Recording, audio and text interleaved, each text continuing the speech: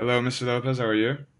Very well, thank you. And you, Martin? Good, good. I'm sitting here with Mr. Lopez, owner and founder of BLNA Architects, and he coincidentally is an architect. So, Mr. Lopez, I'm going to ask you a few questions. I hope you don't mind. No, of course not. Okay, so first question is, how did you decide to become an architect? What led you into that field? Well, actually, it's hard to say. I always wanted to be.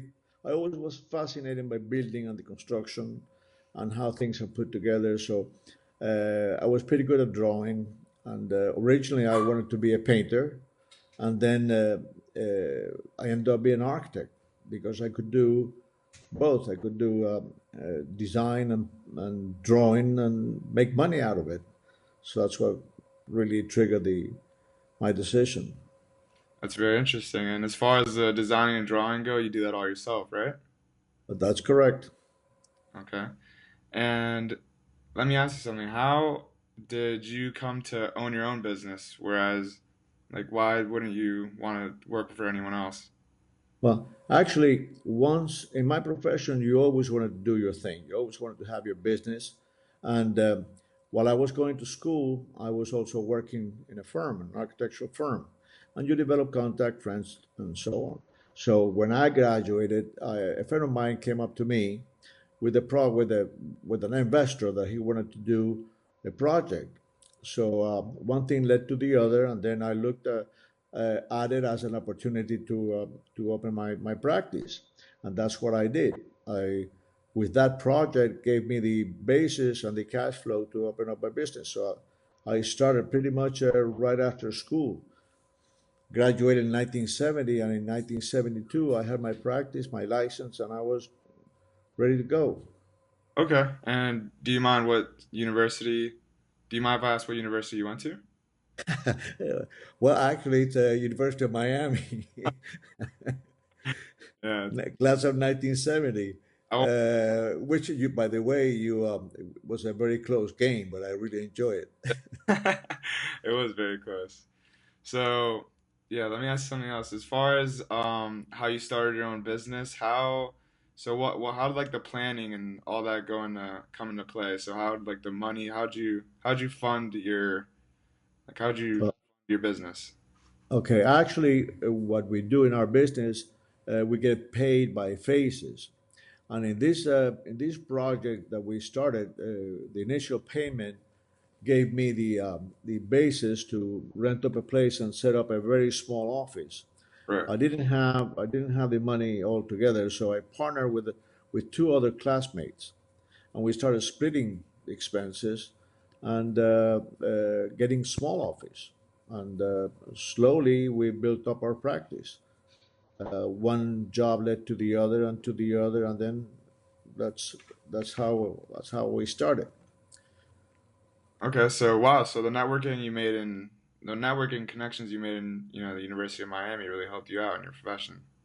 Well, it helped me a great deal because, like for instance, when you do your internship after you graduate, before you get your license, you need to have a 1 year minimum experience working with the firm. Right. And by working while I was going to school, I gained that time. So actually, I was able to go for my license right after my graduation, and it was great working while you study because you it's a good marriage of the academics and the real life and the real business life.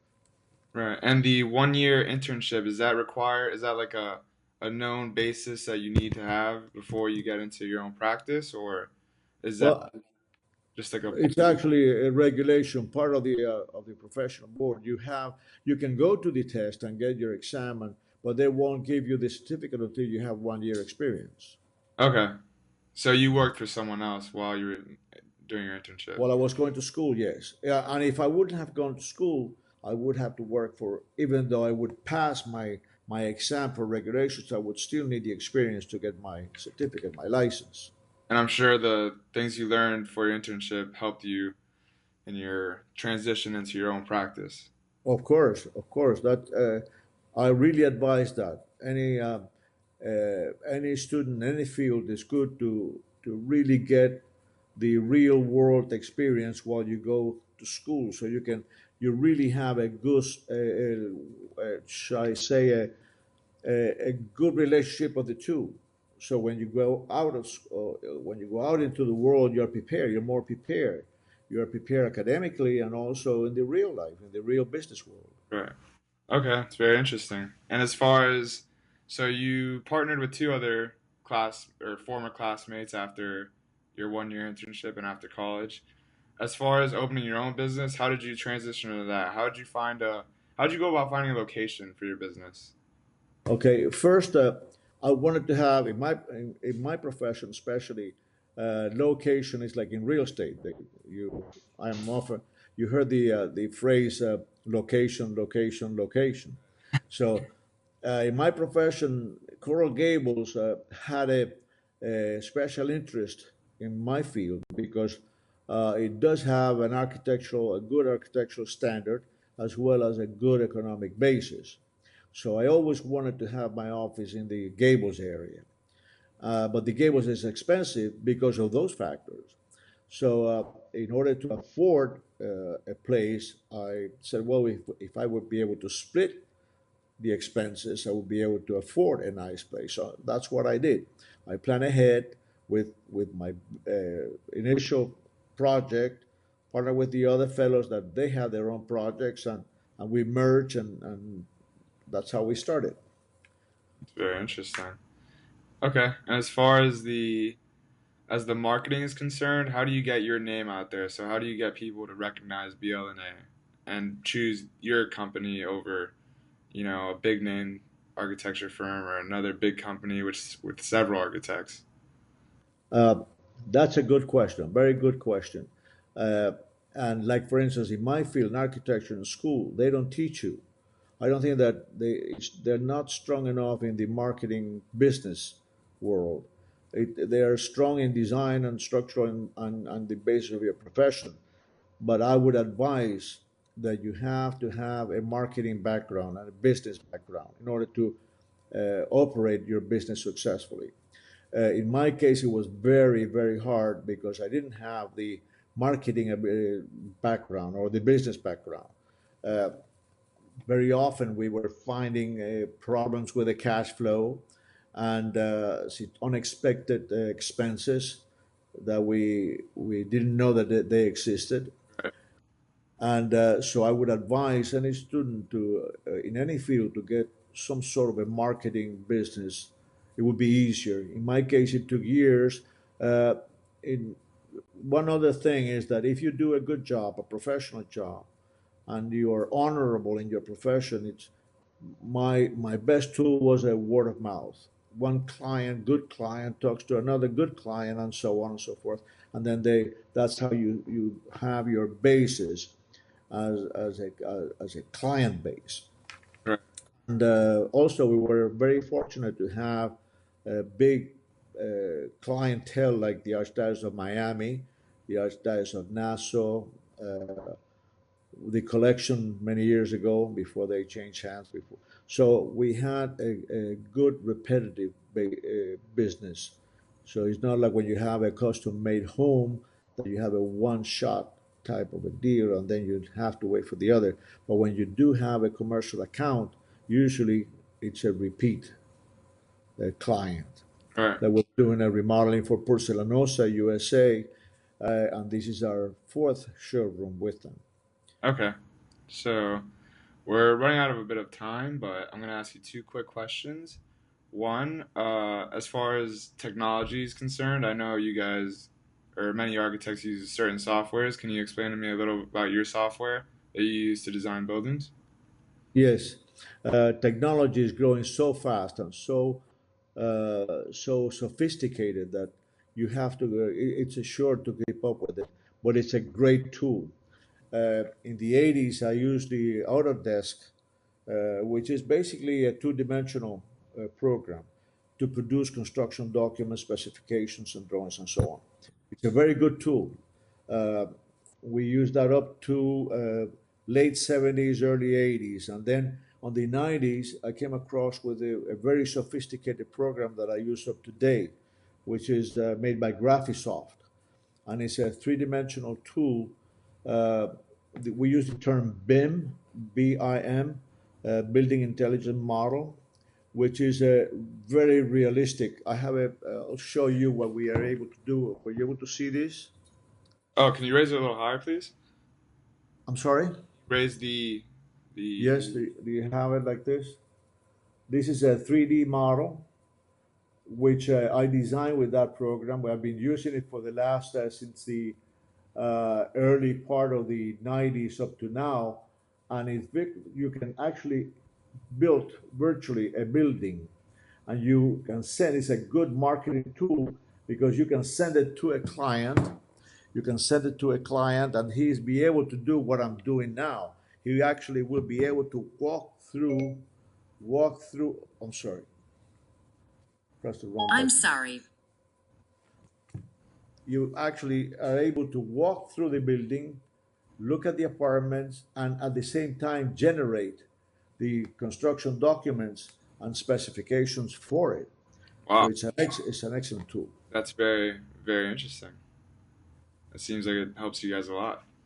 So, as far as my next question goes, as far as human resources and personnel and your team, what is your team like? What are your workers like, and what do you consider a good employee? Okay, a good employee for us, like we're a small firm. Uh, Basically, my business fluctuates from 8 to 15 people, 15 at the most. But my source of employees actually it's from colleagues that we talk to each other. We feed each other of the workforce that we have on common. We need to have, in our case, we need to have experience, or the employees have to have experience. So that it's good for any architectural student to have a grasp on working on a firm. So when he graduates, he has a diploma, but he has the experience to work in an office. Uh, Usually, it's very hard for a small firm to go through an internship of an employee. Our sources are actually word of mouth from colleagues, and then subbing out to the people that we have worked with. Usually, in any architectural office, they have the workforce, and then they have peripheral contacts that they use as consultants, Right. either in design, spec writing, and all that sort of thing. Okay.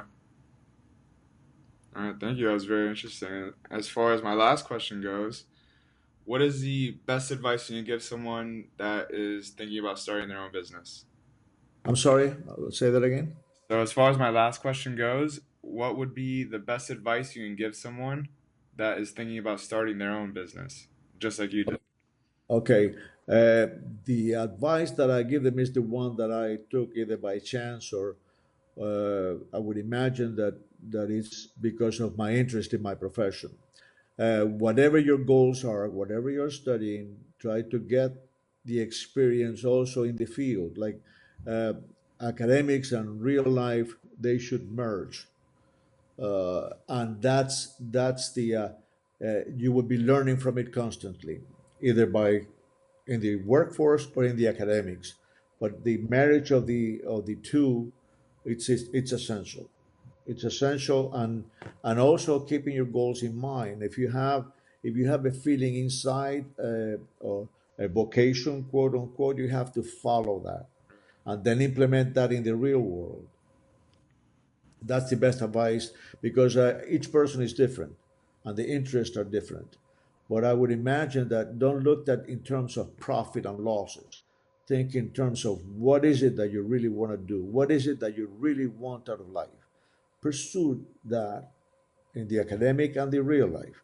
And then all the rest will be add ons.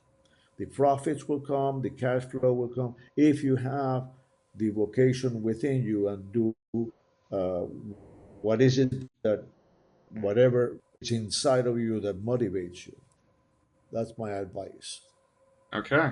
Thank you so much, Mr. Lopez. You've been a great guest. I really appreciate you for all your time. Been a pleasure. Good luck, Martin. Thank you very much.